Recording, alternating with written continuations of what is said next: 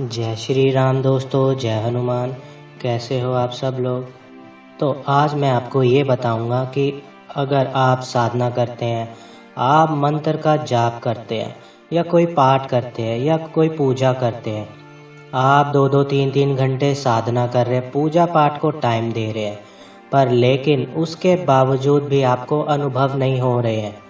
इसके पीछे क्या कारण होते हैं, इसके बारे में आज मैं आपको जानकारी दूंगा और ये भी बताऊंगा कि आपको क्या करना है कि आपको अनुभव प्राप्त होने लगे। तो वीडियो शुरू करने से पहले अगर आप नए हो चैनल पे तो चैनल को सब्सक्राइब कीजिए और वीडियो को लाइक कीजिए। दोस्तों देखिए, जब भी कोई साधक या कोई भगत पूजा पाठ के क्षेत्र में आता है, साधना के क्षेत्र में आता है, तो बहुत सारी मुश्किलों का सामना करना पड़ता है, क्योंकि इस ब्रह्मांड में, इस दुनिया में जो सबसे कठिन लाइन आप कह सकते हो, सबसे मुश्किल ये जो लाइन है ना, आप इसको कह सकते हो, तो वो ये वाली लाइन है, पूजा पाठ वाली। क्योंकि इस लाइन में जो एक साधक को, एक भगत को बहुत सारी चीज़ों को छोड़ना पड़ता है, त्याग करना पड़ता है। भगत का मतलब होता है कि भाव से ज्ञान, बिना ज्ञान के, बिना त्याग के, बिना भाव के आप बन ही नहीं सकते। और बहुत सारी चीज़ों को त्यागने के बाद आपको वो मुकाम हासिल होता है, आपको वह पद प्राप्त होता है जिसके आप इच्छुक हैं, जिसके आप लायक हैं। क्योंकि ये सूक्ष्म जगत है, ये आध्यात्मिक क्षेत्र है, यहाँ पर कोई भी चीज़ दिखाई नहीं देती। यहाँ पर आप ये समझ सकते हैं कि अंधेरे में आपको तीर चलाना है और एक बार नहीं, बार बार चलाना होता है। कौन सा तीर आपका निशाने पर लगेगा, अगर निशाने पर लग गया आपका तीर तो आपको सफलता मिल जाएगी। अगर आपका तीर निशाने पर नहीं लगा तो आपको फिर से तीर दोबारा से चलाने पड़ेंगे। तो ये चीज़ होती है, प्रयास आपको बार बार करते रहना पड़ता है साधना के क्षेत्र में। अब जब कोई साधक, जब कोई भगत साधना के क्षेत्र में उतरते हैं तो बहुत सारी गलतियां उनसे होती है, बहुत सारी भूल चूक उनसे होती है, जिसकी वजह से उनको साधना में सफलता नहीं मिल पाती, पूजा पाठ में सफलता नहीं मिल पाती। जो साधक होते हैं, जो भगत होते हैं, वह करते क्या है, जब वह साधना के क्षेत्र में उतरते हैं तो कच्चे ज्ञान के साथ, आधे अधूरे के साथ वह उतर जाते हैं और वह साधना करना शुरू कर देते हैं।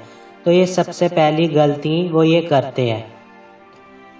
हमेशा जब भी आपको कोई साधना करनी हो, कोई पाठ करना हो, तो पहले उसके बारे में पूरी तरह से आपको जानकारी ले लेनी चाहिए। चाहे आप YouTube से जानकारी लो, चाहे आप गूगल से जानकारी लो, चाहे आप अपने गुरु से जानकारी लो, चाहे आप किसी ब्राह्मण के द्वारा जानकारी लो। अच्छी तरीके से साधना के बारे में जानकारी आपको हासिल कर लेनी है, तब उसके बाद में आपको साधना पर बैठना है। अब जब यहाँ पर आप साधना पर बैठेंगे तो वहाँ पर भी कुछ नियमों का पालन एक साधक को, एक भगत को करना पड़ता है। जो सबसे कॉमन नियम होते हैं हर साधना के, वह मैं आपको बता देता हूँ कि पहला नियम तो ये है कि ब्रह्मचर्य का पालन। ब्रह्मचर्य का पालन एक ऐसा नियम है जो हर साधना में लागू होता है, हर पूजा में लागू होता है, हर पाठ में लागू होता है, हर अनुष्ठान में लागू होता है। बिना ब्रह्मचर्य के पालन के आप किसी भी मंत्र की सिद्धि, किसी भी तंत्र की सिद्धि, किसी भी यंत्र की सिद्धि आप नहीं कर सकते। यहाँ तक कि आप एक चालीसा भी सिद्ध नहीं कर पाएंगे अगर आप ब्रह्मचर्य का पालन नहीं करते हैं। दूसरा जो नियम होता है सात्विक आहार। सात्विक आहार, जो साधक होते हैं, जो भगत होते हैं, वो हमेशा उनको एक सात्विक आहार लेना चाहिए। सात्विक आहार लेने से हमारा तन और हमारा मन दोनों ही शुद्ध रहते हैं, क्योंकि जब भी हम तामसिक आहार लेते हैं तो उससे हमारे मन में वासनाएं भी जाग उठती है, काम मुक्ता जागती है। और अगर आपके अंदर वासनाएं जागेंगी और काम मुक्ता जागेगी तो आपका अनुष्ठान खंडित होगा। इसलिए भगत लोग, साधु लोग, संत लोग, महात्मा लोग हमेशा सात्विक भोजन लेते हैं और हल्का भोजन लेते हैं। अगर आप हल्का भोजन लेंगे, सात्विक भोजन लेंगे तो कभी भी आपकी जो साधना में मुश्किल नहीं आएंगी, कठिनाई नहीं आएंगी। हाँ, शुरुआत में आपको थोड़ी दिक्कत होंगी, क्योंकि काफ़ी लोग ऐसे हैं जो भोजन का त्याग नहीं कर पाते हैं। और जब शुरू से ही आपने तामसिक चीज़ों का सेवन किया है, ठीक है, तो अंडा, मीट, मछली आपने शुरू से ही खाई है, तो बाद में छोड़ना बहुत ही ज़्यादा मुश्किल होता है। मैं आपकी समस्या समझ सकता हूँ। काफ़ी सारे भगत ऐसे हैं, साधक ऐसे हैं जो मांस मदिरा का सेवन करते हैं। जब एक बार उन्होंने सेवन कर लिया, उनके शरीर को, उनके जीवा को उस चीज़ की आदत लग गई है, और जब भी वह साधना करेंगे तो उस चीज़ को उनको छोड़ना पड़ेगा। तो थोड़ा उनको दिक्कतें होंगी, लेकिन अगर आप करोगे तो निश्चित रूप से आपको सफलता मिलेगी। बार बार आपका जब भी मन करेगा, आप ऐसे अनुष्ठान कीजिए जिसमें ये चीज़ें वर्जित हो। तो जब आप ऐसे अनुष्ठान का संकल्प लेकर साधना करेंगे तो आपका मन खुद इन चीज़ों से दूर होता चला जाएगा।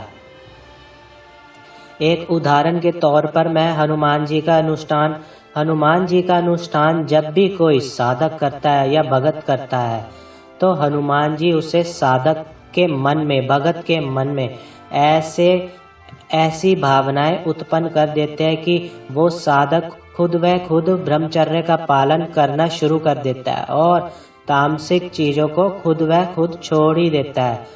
तो वह हनुमान जी का अनुष्ठान आप कर सकते हैं। इसके अलावा जो साधक भगत लोग गलतियां करते हैं वह ये है कि जो भी अनुष्ठान कर रहे हैं, जो भी साधना कर रहे हैं, उसके बारे में वह ढिंढोरा पीटना शुरू कर देते हैं, सबको बताना शुरू कर देते हैं कि आज हम ये साधना कर रहे हैं, हमने ये व्रत रख रखा है, हमने ये पूजा की है, हमने ये पाठ की है। ये चीज़ें कब बताई जाती है वह मैं आपको ये बताता हूँ। देखो दोस्तों, अगर आपको बताना भी है तो आप अपने अनुष्ठान के पूर्ण हो जाने के बाद में ही जानकारी दीजिए, चाहे आप जिसको भी बताइए। देखिए दोस्तों, अगर आप पूजा पाठ साधना की चीज़ लोगों को नहीं बताएंगे तो धर्म का प्रचार प्रसार कैसे होगा। इसलिए आप बताइए, बिल्कुल बताइए, लेकिन हमेशा अपने अनुष्ठान की पूर्ति के बाद में ही बताइए, ताकि आपके साथ में अन्य लोगों का भी भला हो सके। जब आप अनुष्ठान करोगे आपको लाभ होगा, आपकी साधना सिद्ध होगी और आप अन्य साधकों को भी जानकारी देंगे, अन्य भक्तों को भी आप जानकारी देंगे, तो वो भी साधना करेंगे, उनको भी लाभ होगा। इससे धर्म का प्रचार प्रसार होगा और आपका भला भी होगा और अन्य साधकों का भी भला होगा। और जब आप बता भी देंगे बाद में तो आपकी साधना में कोई हानि नहीं होगी। लेकिन हाँ, आपने अभी अनुष्ठान शुरू भी नहीं किया, आपने वह अनुष्ठान कर भी नहीं रहे हैं और आप पहले से ही बताए जा रहे हो कि हम ये वाली साधना करेंगे, हमको ये सिद्धि मिलेगी, हम उसके बाद ऐसा करेंगे, वैसा करेंगे और हम ये साधना में बैठे हुए हैं, तो ये चीज़ें आपको छोड़नी पड़ेगी। अगर आप ये चीज़ें नहीं छोड़ोगे तो आप कभी भी साधना की क्षेत्र में सफल नहीं हो पाओगे।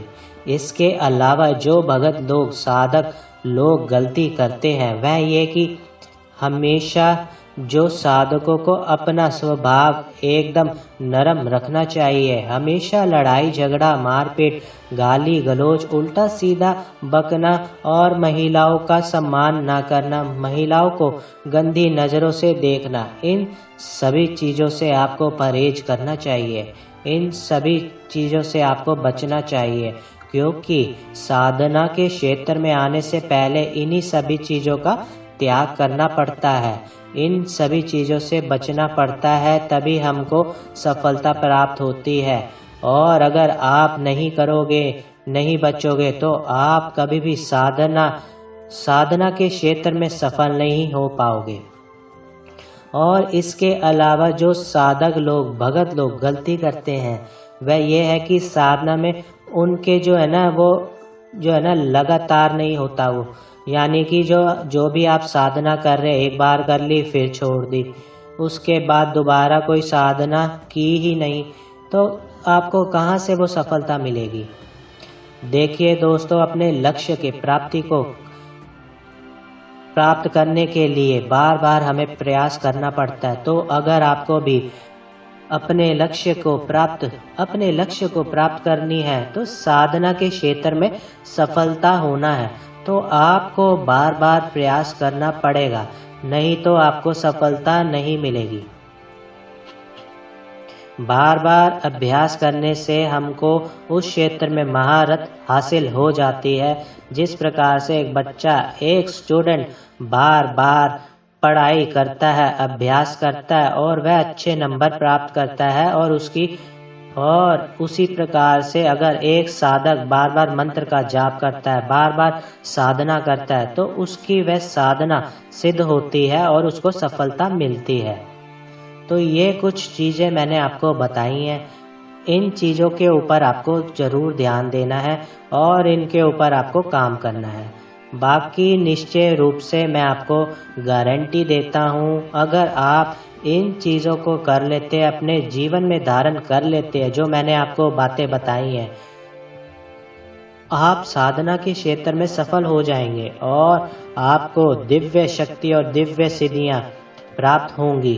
तो दोस्तों, अगर आपको वीडियो अच्छा लगे तो मेरी वीडियो को लाइक ज़रूर करना, चैनल को सब्सक्राइब करना और शेयर ज़रूर करना वीडियो को।